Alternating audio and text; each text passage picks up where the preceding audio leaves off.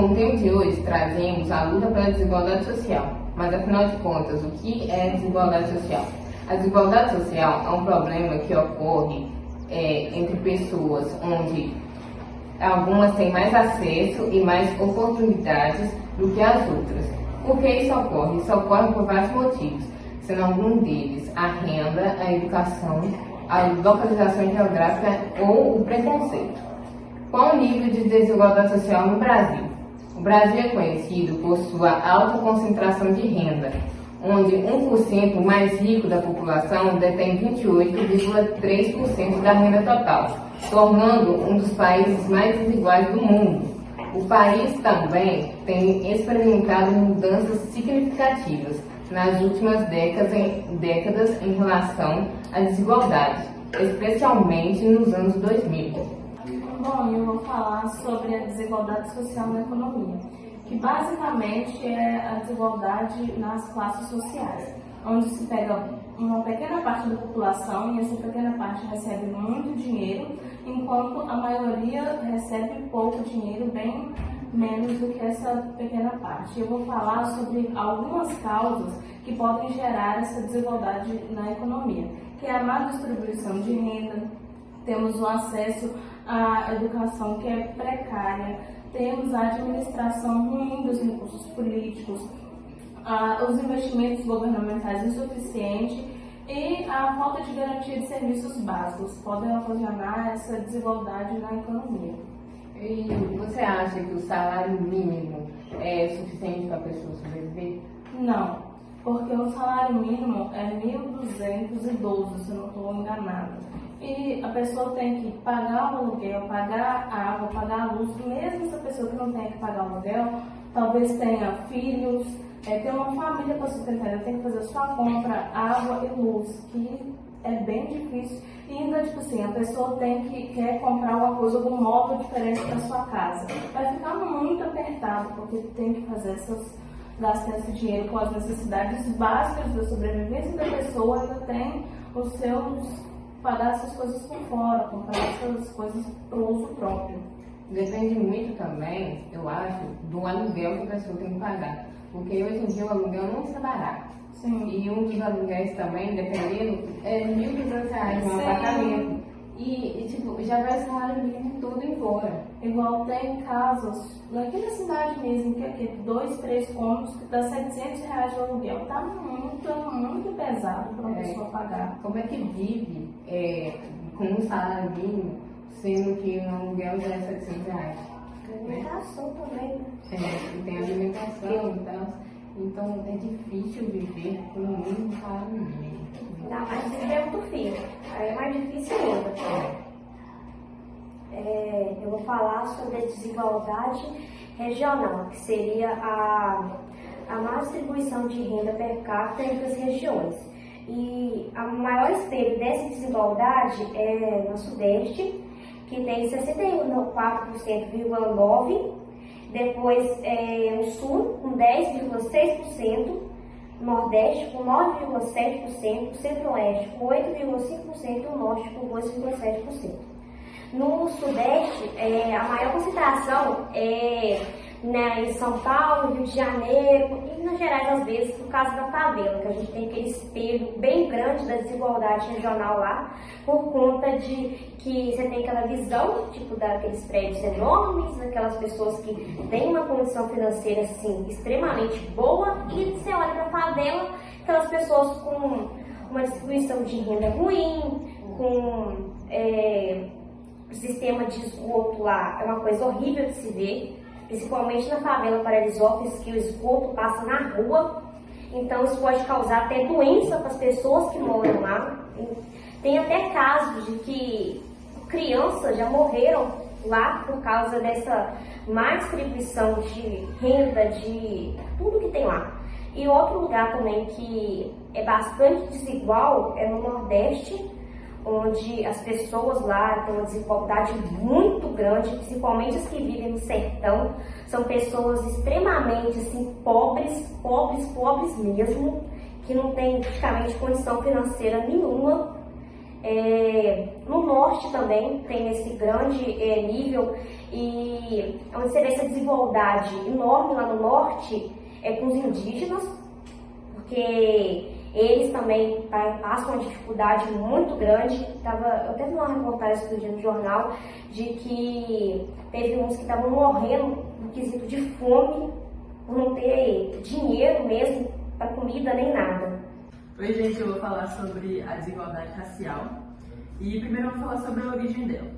No Brasil e também em outros países existe o chamado racismo estrutural, que remonta aos tempos em que os negros foram introduzidos na sociedade para fazer o trabalho escravo. Então é o racismo desde a época da colônia.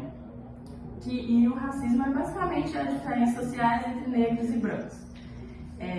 E até em 1888, quando a Lei Áurea foi publicada, ainda existia a sociedade brasileira era dividida entre brancos livres e negros que não tinham direito nenhum.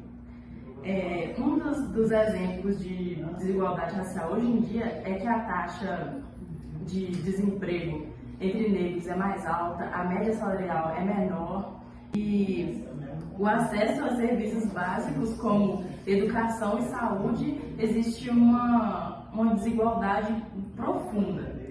Então, é isso. E o que você acha sobre o fato de não terem muitas pessoas negras nas faculdades? Nas universidades? É justamente por causa do racismo estrutural. Desde a época da colônia, os negros sempre tinham eram menos favorecidos no quesito educação. E por isso existe essa disparidade entre negros e brancos nas universidades. Bom, eu vou falar sobre a desigualdade de gênero, que acredito eu que todos já tenham presenciado, ou pelo menos ouvido falar, que é um ato de desvantagem contra a mulher. Vamos pegar, por exemplo, a desigualdade econômica, que já foi citada aqui. Vamos pegar como exemplo um homem e uma mulher trabalhando na mesma empresa, exercendo a mesma função. E muitas vezes, nessa situação, a mulher é menos remunerada, somente pelo fato dela ser mulher. Vou citar também outro exemplo, o exemplo dos nossos antepassados, que era meio que uma norma feita pela sociedade de somente os homens trabalharem fora e as mulheres terem que ficar em casa cuidando dos filhos e da casa. Então, creio eu que isso venha se espelhado até nos dias atuais, né? Venha se espelhando e gerando toda essa desigualdade de gênero. Vou pegar também como exemplo os votos, né? Que também nos nossos antepassados a mulher não tinha direito de voto, não tinha direito de se candidatar. Então, creio eu que é por isso. Esquece. Continua. Não quero fazer bagunça. Vai, minha filha. O que eu vou falar agora? Você continua falando? Essa aí ia falar da mulher que não saiu de casa. Eu já falei. Já falou? Falou? Sim, também. Você pode falar que você está falando da política, porque mesmo hoje em dia elas podendo votar, elas podendo se candidatar, elas não têm uma visibilidade muito grande. Você Não tem muita voz. não tem voz nenhuma. Opinião da mulher não é nada. E em questão política, as mulheres também não têm muita voz. Tanto quando se candidatam, tanto quanto manifestam seus votos. Então é uma questão mesmo da voz, da mulher não ser ouvida, igual aos homens são muitas vezes. E é isso. Agora a gente vai passar a palavra para Nicole e Emily, que infelizmente não puderam estar aqui. Então, tchauzinho, até mais. Oi, meu nome é Emily e eu vou falar sobre como diminuir a desigualdade social no Brasil. A desigualdade social no Brasil se faz presente desde muito tempo, quando se separava as classes sociais, burguesia, clero, nobreza e os pobres. Algumas formas de diminuir a desigualdade social seriam proporcionar oportunidades igualitárias, ou seja, todos deveriam ter os mesmos acessos à saúde, educação, trabalho, moradia, e construir uma sociedade justa. Já existe hoje algumas medidas para acabar com a desigualdade social, ou seja, os programas Bolsa Família, Minha Casa Minha Vida e as cotas nas universidades. As cotas nas universidades, elas funcionam da seguinte maneira. Por exemplo, se é um aluno de escola pública ou é um negro, você consegue entrar numa faculdade mais fácil, no caso. E é isso.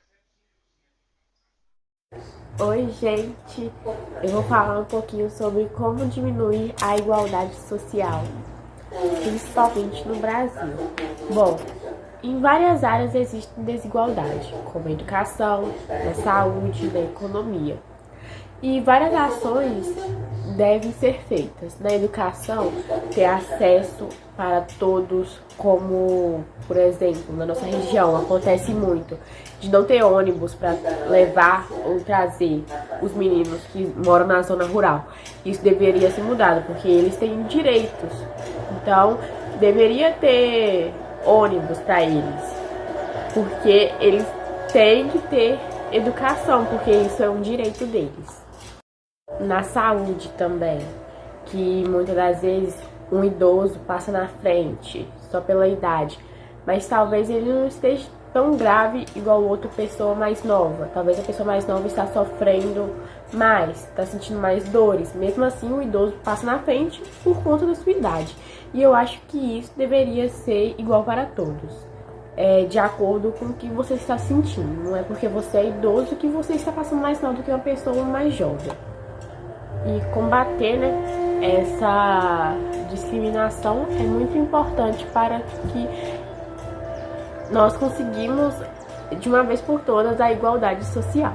Agora, eu vou falar de algumas lutas que acontecem para que isso possa ser mudado. Por exemplo, o movimento negro. O movimento negro, ele existe desde a época colonial, que uma das coisas que eles conseguiram foi a alforria, dos negros, mas mesmo assim, esse movimento antes não era muito eficaz, porque muitos negros não tinham emprego, porque muitas pessoas ainda descriminalizavam. E também muitas pessoas deixavam eles ainda escravos. Não era todos que tinham a liberdade. E hoje em dia já tem muitas coisas que o movimento negro conseguiu. Por exemplo, a cota de negro em faculdades. Muitas pessoas é contra, porque eles acham que devemos concorrer em vagas com todos. Mas eles esquecem que muitos negros são descriminalizados e não conseguem ter as mesmas oportunidades do que pessoas brancas, vamos dizer assim.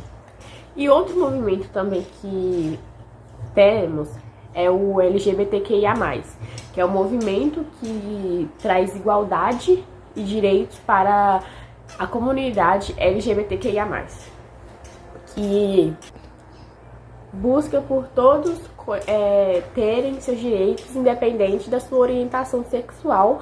E eles também buscam também por uma coisa que é muito polêmica, que é o casamento homoafetivo, que seria duas pessoas se casarem do mesmo gênero.